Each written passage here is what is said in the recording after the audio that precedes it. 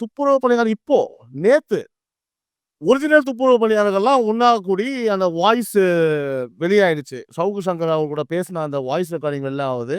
நாங்க அத பண்ணல. நீங்க எங்களுக்காக தான் பேசுறீங்க. எங்களுக்கு வர வேண்டிய அந்த இது திட்டம் எங்களுக்கு வரல. எங்க பெர்மனன்ட்டாவே ஆகல 23 வருஷம் ஆகுது.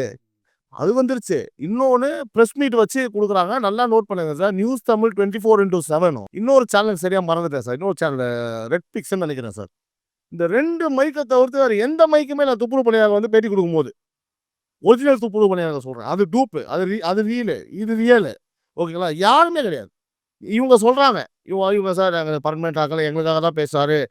அந்த வாய்ஸ்ல சொல்றாரு ஒருத்தரு. நாங்க வீட பார்த்து ஃபுல்லா கழுவி வாஷ் பண்ணி குடுத்துட்டு வரலான்னு வந்தோம்.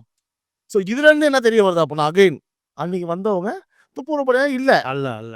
நம்ம அந்த ஸ்டேட்மென்ட்டே வைக்கக்கூடாது. இல்ல அவங்க குண்டாஸ். குண்டாஸ். அதுல ஒருத்தர் தான் இருக்கார். சென்னை மாநகராட்சியில ஏதோ ஒரு இதுல இருந்திருக்காருப்பா. துப்புரவு பணியாளரே அல்ல. அத முழுக்க திட்டமிட்டு தாக்குதலுக்காக தயார்படுத்தப்பட்ட ஒரு கும்பல். உண்மையான துப்புரவு பணியாளர்கள் இந்த மாரி அப்ப அவர்களை பொறுத்த வரைக்கும் சார் இது போன்ற அந்த பிரிண்ட் எல்லாம் எடுத்து அப்போதெல்லாம் அவங்க அத யோசிக்க கூட மாட்டாங்க சார். அவ்வளோ ஒரு டெக்னிக்கலா உட்காந்து இத பிரிண்ட் போட்டு இப்படி நம்ம பண்ணுவோம்.